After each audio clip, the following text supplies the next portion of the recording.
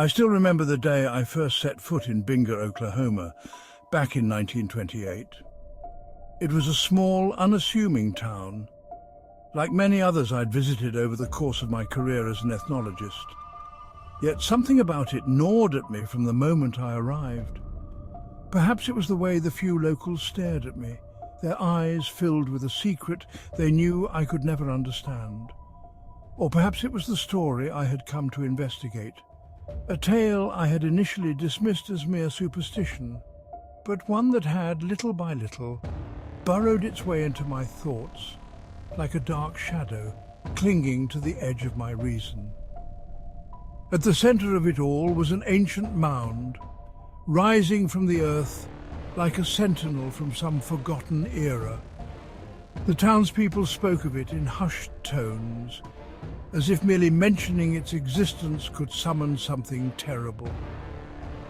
They claimed that by day, a strange man, appearing as a Native American but belonging to no known tribe, paced its perimeter, his eyes fixed on the distant horizon. But it was at night when the true horror emerged, the headless woman, they said, who haunted the mound's peak. No one dared approach it after sunset, and those who had tempted fate had either vanished into thin air or returned forever changed, their minds fractured, their souls lost to whatever it was that lurked beneath the earth. My initial skepticism, of course, drove me onward. I had always been a man of reason, accustomed to investigating the beliefs and rituals of indigenous peoples with a critical eye. This was no different, I told myself as I prepared my tools. I would visit the mound, perhaps uncover some ancient artifacts or remains, and return to the town to dispel their unfounded fears. But as I neared the site, a creeping unease settled over me. The very air felt heavier, thicker, as though the ground itself resented my presence. And then I saw him, the man. He stood on the mound's edge, motionless, his figure silhouetted against the fading light of the afternoon. Something about him was wrong, though I couldn't quite place it. His features were indistinct, yet there was an unmistakable aura of otherness that surrounded him. He wasn't quite human, at least not in the way we understand humanity. His presence felt ancient, older than any civilization I had ever studied. And the way he moved, so deliberate, so measured, sent chills down my spine. I shook off the strange sensation, attributing it to the stories I'd heard and my own fatigue from the journey. With renewed determination, I approached the mound, gripping the talisman given to me by a local chieftain. It was a peculiar object, cold to the touch and made of a metal I could not identify. The chieftain had pressed it into my hand before I left, his eyes dark with warning, telling me it would protect me. I had accepted it out of politeness, but now, as I ascended the mound, I found myself clutching it tighter. Digging into the earth, I unearthed something beyond my wildest imaginings. Beneath layers of soil and rock, I discovered a strange cylinder made of the same inexplicable metal as the talisman. Its surface was covered in grotesque engravings, twisted forms, alien hieroglyphics that seemed to pulsate with some dark life of their own. My hands shook as I pried it open, revealing a scroll hidden within, fragile and ancient, written in Spanish. That night I returned to my host's home, the cylinder and scroll weighing heavily on my mind. I could scarcely believe what I had found. How could such an object, something clearly not of this world, end up buried in a place so seemingly remote? My curiosity battled with my growing dread as I began to translate the scroll, my candle flickering ominously in the dim light of the room. The words on the parchment told the tale of Panfilo de Zamacona y Núñez, a Spanish explorer from nearly 400 years ago. His narrative unfolded like the pages of a dark dream. Zamacona had ventured north from Mexico as part of an expedition, but through some misfortune, or perhaps destiny, he had been separated from his companions and guided by a Native American to a place unlike any other, a vast, hidden world beneath the surface of the earth. It was a world filled with towering temples, grotesque beasts, and a race of beings whose knowledge and power eclipsed anything known to man. These beings, the Kenyanians as they called themselves, were not merely advanced, they were something far more terrifying. They wielded telepathic powers, could rematerialize and dematerialize at will, and had mastered the art of biological manipulation, transforming other races and life forms into grotesque abominations for their amusement. They had enslaved entire species, reanimated the dead, and revelled in sadistic pleasures that made my blood run cold as I read Zamakona's account. Zamakona's horror grew as he learned more of their world.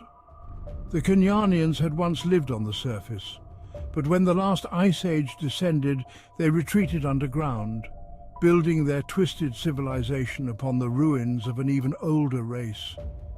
They had explored realms beneath their own, where light never touched the earth, and had discovered things there. Things they could barely comprehend, horrors that even they feared. Among these terrors was the being they called Sathogwa, worshipped by the inhabitants of the deep realms, a god whose essence was so dark that even the Kenyanians eventually outlawed his worship after a catastrophic event they refused to describe in detail. Zamakona's account was riddled with fear. He knew with each passing day that the Kenyanians would never let him leave. They feared the surface world, feared that if he returned, humanity's insatiable greed would bring ruin upon them. They spoke of gold, endless veins of it running through their subterranean kingdom, and of their terror that mankind's lust for wealth would one day lead them to discover Kanyan. In desperation, Zamakona plotted an escape. He had found an ally in Talayub, a Kenyanian woman who shared his desire to leave. She knew of an unguarded passage to the surface, and together they devised a plan. Zamakona took the cylinder with him, hoping to leave behind a record of the horrors he had witnessed, a warning to the surface world. But fate was cruel. One of his twisted slave creatures betrayed him, and Talayub, poor Talayub, was captured. Her punishment was too ghastly for words. Her body mutilated beyond recognition, her head removed, and her soul bound to the mound where she would forever guard the entrance. As I read those final lines, my skin prickled with cold dread. Could this all be true? My rational mind screamed that it was impossible, that this was nothing more than a convoluted hoax, an elaborate tale spun by an old madman. But something deep inside me knew better. There was a weight to Zamakona's words, a gravity that pulled at my soul. The next day, driven by an unrelenting need for answers, I returned to the mound. The earth seemed darker, more forbidding than before, and the sky was overcast, casting long shadows that twisted and writhed like living things. I dug deeper, my heart pounding in my chest, until I uncovered what I had both feared and hoped to find. A staircase spiraling down into the earth's black belly. I descended, the air growing colder with each step. The darkness was suffocating, but I pressed on, the talisman clutched tightly in my hand. And then I saw them. The dematerialized beings, floating spectres that moved through the tunnels like ghosts. They were the Kenyanians, their eyes glowing with malice. I could feel their presence, their hunger, but the talisman seemed to hold them at bay, preventing them from claiming me as their next victim. Deeper still, I found remnants of past explorers, equipment left behind, now twisted and partially dematerialized, caught between dimensions. My breath quickened as I ventured further into the abyss, and then, in the darkest depths of that hellish place, I saw it. Zamakona? Or what remained of him? His body was mutilated, beyond anything I could have imagined. His skin, twisted and scarred, was barely recognizable as human. But there, carved into his chest in jagged, broken Spanish, was the final message. a warning to all who dared to descend into the depths of Kunyan. Seized by the will of Kunyan in the headless body of Talayub, I ran. I don't remember how I escaped the tunnels or how I made it back to the surface. All I know is that the mound still stands, its secrets buried beneath layers of time and darkness. But I can never go back. The world beneath the world is real, and I fear what will happen when it finally awakens. If you liked our story, please like, subscribe, and tell us what your favorite horror novel is in the comments.